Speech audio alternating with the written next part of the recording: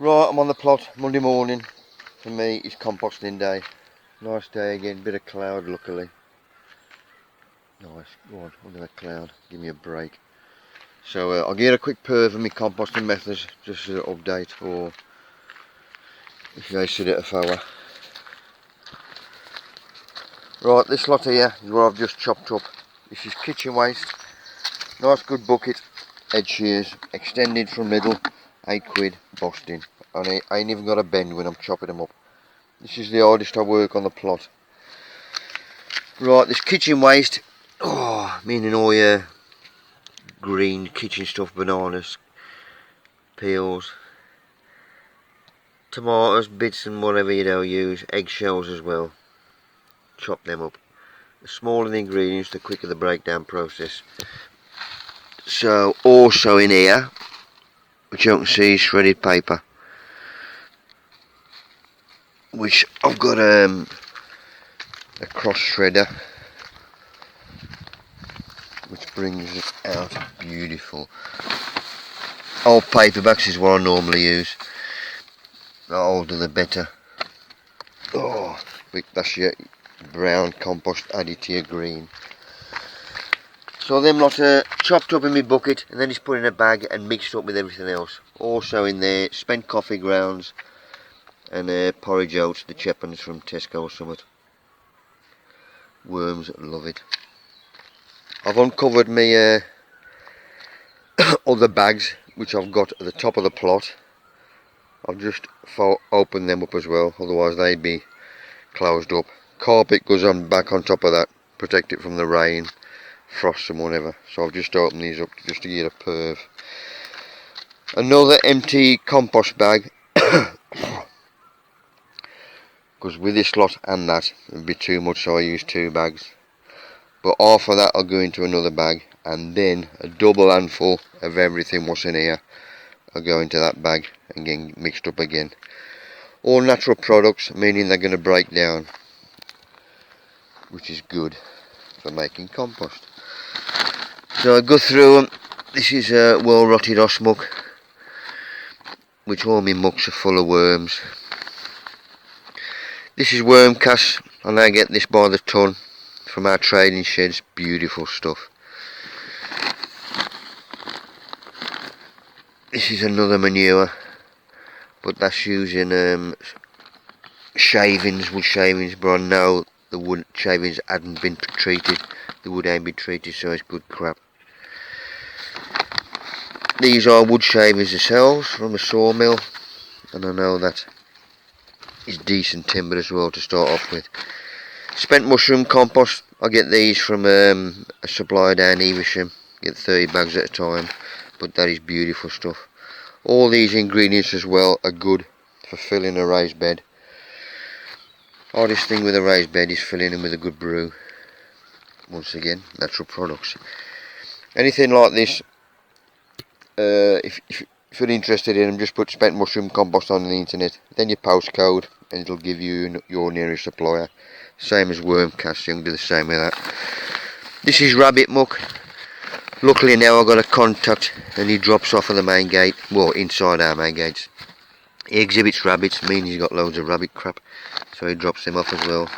And he uses chopped sterilised straw, which is even better for us. Wood ash from a wood burner. This is horticultural sand. Flog that in our training sheds. If you get that, any sand will do. Natural product. This one is goat crap. Look at that, beautiful stuff. The more manures you can get different ones, the better. In fact, my alpaca herder has got llamas and all. I've got to go and see her this week. This one is basalt rock dust from Reaming up Scotland. I get that by the ton as well for our training sheds. That is superb stuff. Volcanic minis from the centre of the earth, so there's trace elements and minerals in there which we ain't got up top. Another one of muck. Right, this is part 2 of my composting. I was here this morning, got halfway through these bags, run out of memory on the phone. Went up PC World Merrybonk, And a nice man sorting my phone out. Now I've got loads of memory so I can carry on. Hopefully I'll be able to spice that morning's film onto this one. So let's get going. I think the last one we did was basalt rock dust. Then the next one, this is goat muck. Beautiful stuff. Goat herder in the middle of Arzoing. Who'd believe that? A lot of people forgot to put or forget to put topsoil in your compost heap. You ain't got to have topsoil in, but one pinch, there's millions of good bacteria and fungi. So a double handful of topsoil. Beautiful stuff. Best topsoil you can get, molehills. If you see any molehills, borrow them. The moles have riddled it for you. And you notice molehills are good because moles eat worms. So if there's worms in the soil which they've eaten, you know you've got good soil. Next one you come across, this is leaf mould. I make my leaf mould, make my own, and it's usually ready within 3 or 4 months. But I just use my leaf mould as a compost ingredient. Next one, Spentops. These are from breweries. Once again, just put breweries on the internet and it'll give you your nearest ones. We had one by us, I thought I knew them all, but he's on a house and they supply 2 boozers, but they've all got to get rid of the Spentops and they used to take them down the tip and whatever. Now we got one here, Batham's, and I'll just give him a key and he delivers on a Saturday morning. But another natural product, beautiful stuff. Next one, this is spent peat. This is from my grow bags from the year before. And this one is wood chip. Obviously any big lumps, I'm going to clear them off. But another natural product. When we had this delivered, after a couple of days, we've been piddling on it. Used to steam. I think, bloody, if it's working that quick, it's going to be a good ingredient. It's common sense, eh? Another natural product. Right, so a double handful of that lot go into a empty compost bag. That is mixed up. The more you can mix the ingredients, the smaller they are, less work for worms, bacteria and fungi. We'll have a perv of this lot after when I come back up. Boston now, got a bit of cloud, meaning it tastes so hot. Get me babbies in there, me chilies, hydroponics, normal watering. Good structure this is. Trial and error with everything. There's me big onions in there and all. Grapevine's doing well. I'm nearly at the end of the tunnel. Right, composting. 3 bins here, leaf mould. That compost is ready, 1 in use. Another 3 down there. Right, when I chopped everything up this morning,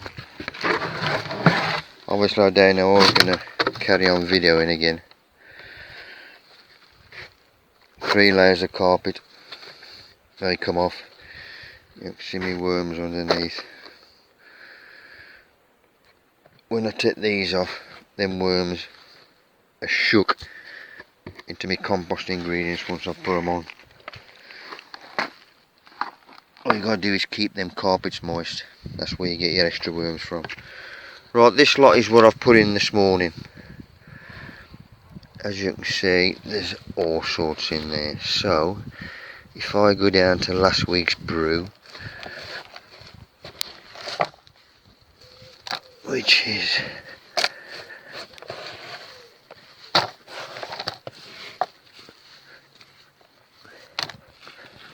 there. So this lot is after a week. Beautiful stuff. That's why it's ready now, within 3 weeks, and I'm using it as a growing medium. 100% Boston stuff.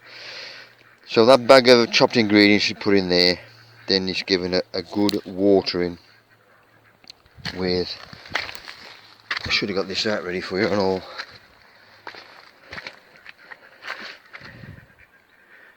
In that white container there, I've got a liquid osmuck, which I pour 2 cupfuls into my watering can, and that gets watered on my compost heap. So that has a good soaking. The worms just shook into there. I'll just cover that one. I'll do them properly later on. The lid isn't pushed right down, so a bit of air can get in, because the front door, which is on there, I've sealed that up because I've put white plastic round. That repels the heat and the light, meaning my worms don't cook. In the winter, carpet goes on because I don't want them to freeze. You look after the worms, they'll look after your compost. Might as well have a perv in here. This is one that's ready.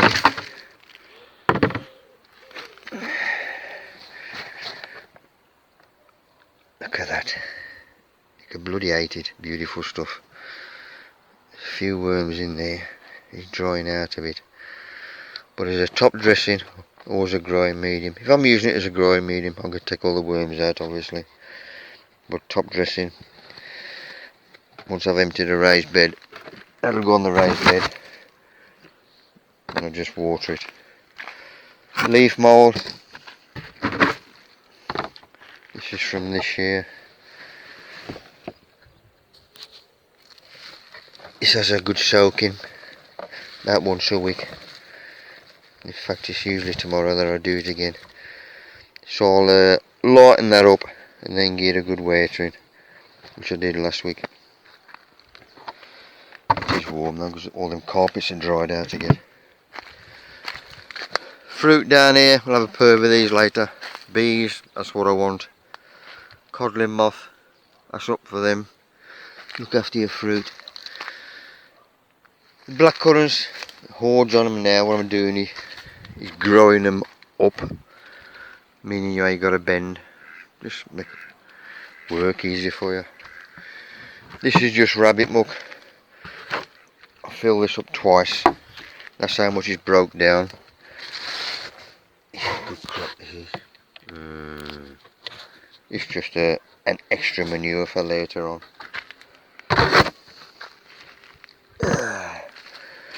Leaf mould. This is last year's. Nearly done with this stuff. But once that's, look at that busting stuff. Any big lumps, clear them off. But he'll get chopped up. Another one that's ready.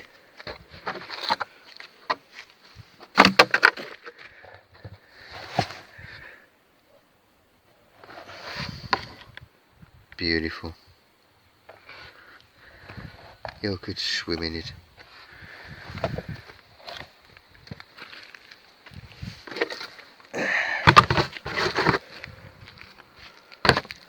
Outside grapevine. I pinched him out last week. When I had my vines inside the tunnel, the next day they sent me that one by mistake. I rung them up. I says, "Oh, I asked for 2, you have sent me 3. This is our cock up, you can keep him. Regent. I've got nothing to lose. If he didn't last outside because of the frost and whatever, then I'd pay for him. But I've got away with him. And he's ideal. Sun comes up there, goes down there, so we got sun all day. So it's in a good place. Blackberry in there. Apple. You can train your fruit trees where you want them to go. Tell them where you want them to go. So I train them all along the wires so I can get down either side. Eventually, obviously, I'll come to the end of these wires. Cherry in the middle there. Training him. And a blackberry. This is black butt. Good size fruit on these. This is next year's growth. Once that lot has fruited, then I'll cut that fruit off at soil level and then train in the new growth along my wires. Another cherry here. Blueberries all sunk into the ground in pots, and I'm watering these, especially this bloody weather, every 3 days, and feeding them liquid or smoke and whatever. This is my new structure for this year. This is the mate Dave Goodwin up Chesterfield. He had one of these last, because I go up every year, have a perv, go on the isle with him, stay overnight, and he got one of these. Obviously a frame, it's covered in scaffolding netting, keep the butterflies off, moths, aphids, and it bloody works. Gladdies, eating leeks, collies, 2 red cabbage, peas, them are just finishing, sprouts at the end, sweet corn, and cabbage here. But nice and clean, which is what I want, because nothing can get at them. Good thing about this and all, because these beds are already there, I built the frame round it. Because this bed's 4 foot wide, with that one there, from either side I can get into the middle. So from this side I can't reach this side here, so I had to make this netting. So I'll just pull this off. It's Velcro, and the holes are that big in the netting, that Velcro sticks to that. So I'll just rip that off and put it over the top, and it works. I can get in there then. What a good idea. Velcro, bloody great roll off eBay. I'll get some good crap off there. But it works, even with the high winds, that keeps that down. But most of the show, the stuff I grow is for show. That's our show, Collegate Gardening Club. So there's 3 lots of Gladdies in, weekly intervals, timing them for our show. Does it work? Nah. Everybody's in the same boat though. And this lot at the bottom is me fruit. On the bottom half plot, I've got a half plot up to here, and then a full plot. Grove tunnel. When I had this, first thing I did was cut the sides off. I would never be in a position where the sides would be down, meaning there's no ventilation.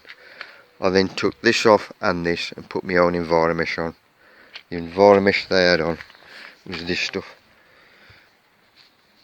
The bloody holes in these are minute, meaning no ventilation again.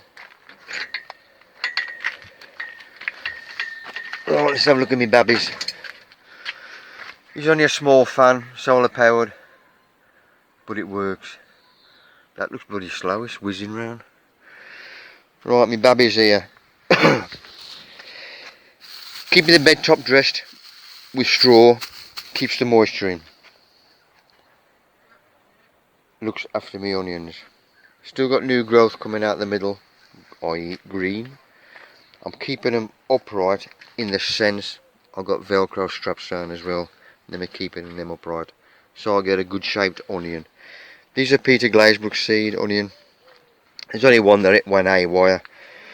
I cleared him off and put Jay's fluid on. If there's any crap left in there, that'll kill that off. But I want to get 3 onions out of here for a set.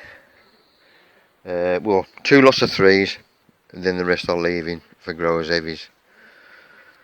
Had a space here for a chilli in. Is Joe's long chilli. That's for the Malvern class. Malvern late show. That's for the long chilli pepper. Plus I'm doing heavies.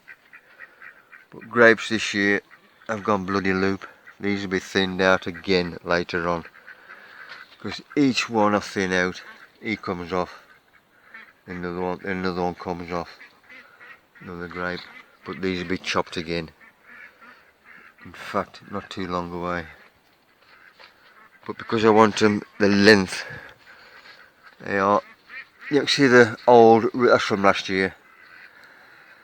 So I chopped him off, end of the season, and then my new spurred, that's the new growth I've had for this year. But by another 3 weeks, he will be to the end, same as that one there. 2 different grapes, but good for wine and exhibit these as well. Here's the old Mont. He's on top in raised bed. First of all, we had him cremated. Mother's on there and all. And my mate Colin. I can talk to him now. Do have to go down the churchyard. This was a structure I put up last year. Plastic on the top, Enviromesh on the bottom. But let's have a perv in here. This is the first year I'm doing hydroponics, or growing hydroponically. You see me water tank at the top, and that's gravity fed on all these. They've got their own little,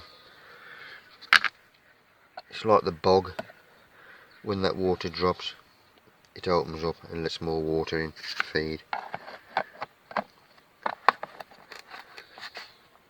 Dutch Pro Autopot, these are sponsoring me, which is good of them.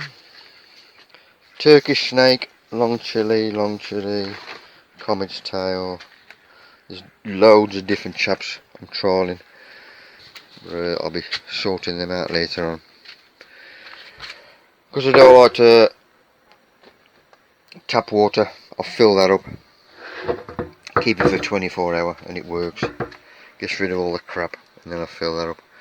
But I've sent away for a pump, a pond pump, so instead of me bloody filling that up every time. This lasts a week, which is great. You can forget about these. That's a good thing about these watering systems. And you're putting the proper feed in as well. Moonshine, that's an extra one. A bloom, B bloom. Good shit that is, moonshine. But this is ideal in here, growing conditions. The shallots were growing in here when they come out. I had 8 onions and all. Another solar panel on top, and that goes to this fan here. And this is a good one.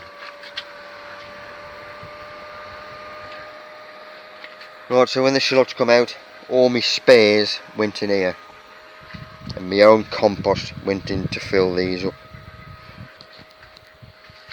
Dragon's Breath, that's the new one, which takes over from Carolina Reaper. I'm growing these for Shinnar's Balti down Colligate. They got someone who gobbles off, reckon you can eat any chili. That's the Reaper, second hottest. Dragon's Breath again, there's a Ghost. Comet's Tail, big Jim Heavies and all. Was ideal in here, love it. For next year, the cock up I made this year, next to the plants, I'm hitting the bloody roof. So I've got to lower this lot. I lowered it about 8 inches, but it's got to go down another foot, easy. Which will make it better for watering and all. Right. Put my net back on. Keep the little chaps out. Oh, and the big buggers, i.e. people. I've got a camera up. I'm going to show you where it is. Because we had a break-in a couple of days ago. So we're going to get 2 more cameras. Taters. Once you've got flowers on, after a couple of weeks. Oh, someone's calling me. I can hang on. All I do is scrape away the soil, get some taters out that are big enough, put the soil back around it. That saves you wasting a plant. If you pull an arm up, you get some decent taters off, but you've killed that plant, you've wasted it. Peas in here, second lot of peas, these are sown this week, them was 10 days ago. Gladdies, another lot a week after that first lot down there. Beetroot in that end, and my second lot of Gladdies. Raspberries at the back, you see the gaps, there's one dying off there because I've got a bloody mole in the bottom and he's disturbing the plants, killing the roots. Sweet corn, sprouts, bloody butterfly in there, you bugger. Top orchard.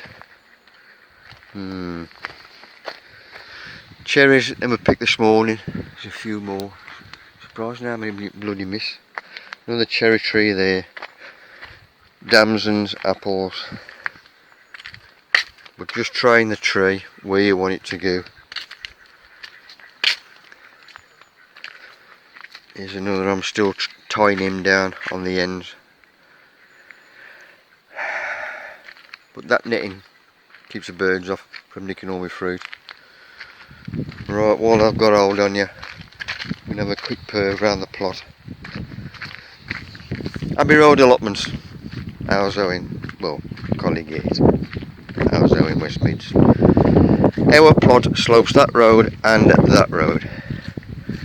Down at the bottom we got a brook, meaning get a few rats, crap. Surrounded by 3 fields, which means we get foxes, badgers, moles. There's 1 dip tank to 3 plots. My dip tank at the top has got a lid on, meaning it's nice and clean. I'm going to suggest that next committee meeting that we buy or have made, making good now woodcraft, metal lids for the plots. This is the ground I borrowed from the council about 6 years ago. Only 2 allotments for walking disabled and wheelchair. So once I got it, I then got it fenced in. Once it was fenced in, I then cut through that fence and started doing the plots. Tarmac, meaning this is for wheelchair disabled. 3 raised beds here, 2 plus a tunnel. They ain't been down for a while because of the workload. I help them out by looking after the grapevine, which I've done there, plus replacing this cover this year. I managed to get a sponsor for that, but they enjoy it. I put that water tank in for them, and there's 3 more water butts at the top. Because the council, they want to bloody know, they never come down nothing. So alright, sod you. Instead of asking land for 2 plots, I asked land for 8. Knocked another 6 off our waiting list. So that's wheelchair disabled Alice Homes. And this one's a green team, Dudley. These love it up here. Great bunch. Grapevine, going bloody loop. I'll have a load off them again. But I'll get these exhibiting down our show, and they love it. They come down here, bring the dinner, especially this weather. Just switch off and enjoy nature. As you can see, they do well. Sweet corn last year, I gave him about 2 spares, then it lost one, then you had 1 plant. If you've got a good brew underneath in your soil, you're going to get a good brew on top, which that proves it. That's the advantage of having raised beds. They had 1 plant last year, sweet corn. And they had, was it 7 cobs on 1 plant? Or 9, I forget. But there was only 2 under the UK record. You're supposed to have a box formation of them for pollination. That throws that out the bloody window. Got a contact for wood chip as well, which is good for the pathways. Good stuff and all, take bloody conifer. Goat muck. Just had that skip, that was from Friday. Within 24 hours it was bloody chocker. Goat muck, that was chopper and all a couple of months ago. That's how good it was. It's all gone. Here's my rabbit muck. This is from that chap who exhibit rabbits. But a load of that will go on my raised beds end of the season. Surprised how much a raised bed drops down. Spent ops from Bathams. He delivers Saturday mornings. That's how good it is. It's now Monday morning and it's bloody gone. Our 2 trading sheds. We had this one broken into last week. Now I've got a decent bloody padlock on. Get your bolt croppers in there, you bugger. Yeah, so look at that day going, that one. See you, John, mate.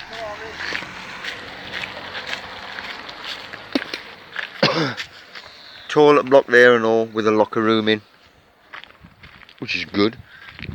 Quite a few allotment sites. ain't got toilets. Let's just show you this tunnel over here. You've got to have ventilation on your tunnels, greenhouses, whatever. This is the first one they did. There you got good ventilation, netting all the way around the bottom, plus both ends open. And then this one. I've just opened that other end, but it gets bloody hot in here, especially when the sun's out. But if we can afford it, grow undercover, makes all the difference. Enviromesh netting, that's classed as growing undercover as well.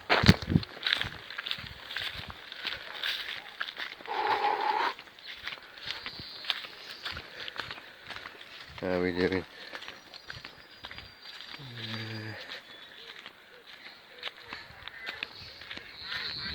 Got a few with bees on site. In fact, there's one round the side of there. I could have showed it you. But there's a couple of boxes to try and get the couple of queen bees.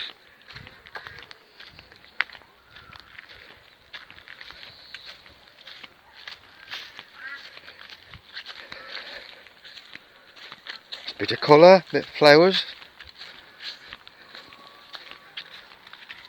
Paul, he's got chickens.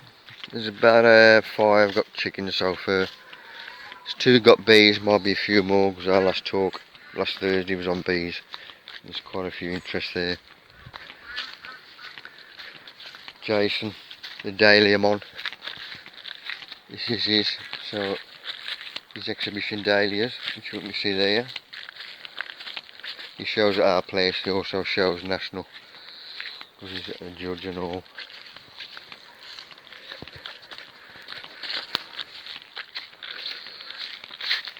This plot here, he's just left, and a load of crap which we had here. That's the reason for having the skip, that's gone in, so somebody else can have that one now, next on the waiting list.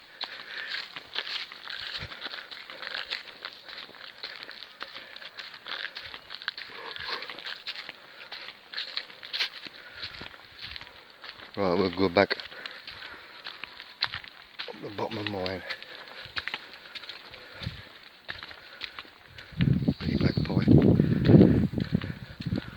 Flags have had a bit of a battering. He's got to have another phone call, otherwise he'll be bloody kicked off. Jesus. Fruit again on the bottom, doing well. Loads on there. This is what I want. Did I pick yesterday cherries, blackberries and blackcurrants to have with me breakfast. Yogurt and mint nuts and crap. Grapevines started off outside, then go into my tunnel. So these have a good watering once a week, maxi crop. Doing well. John and Anna next door. I'm going for the big boy stuff as well. Morven, end of the year. Last weekend in September. Me babbies.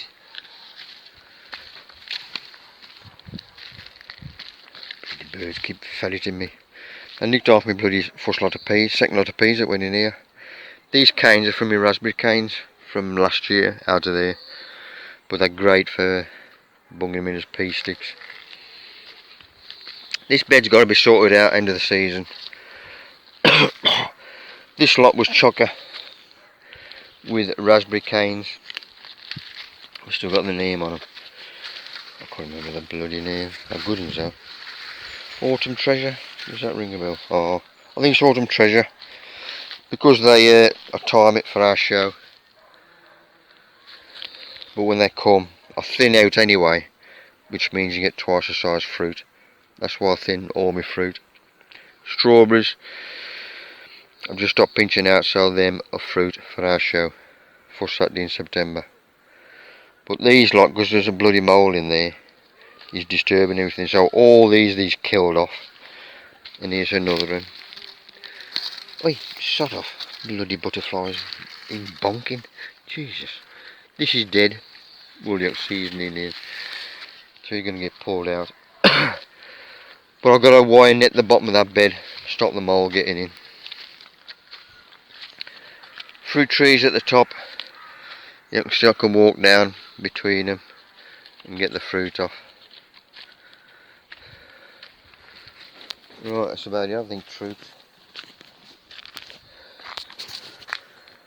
Right, that'll do it for today. Hope it bloody comes out alright. Lucky, nice bit of cloud, which means cool. Right, I'll try and spice this film onto the first one. If it don't work out, then all I'm going to get is this one. But catch you later. See you dudes.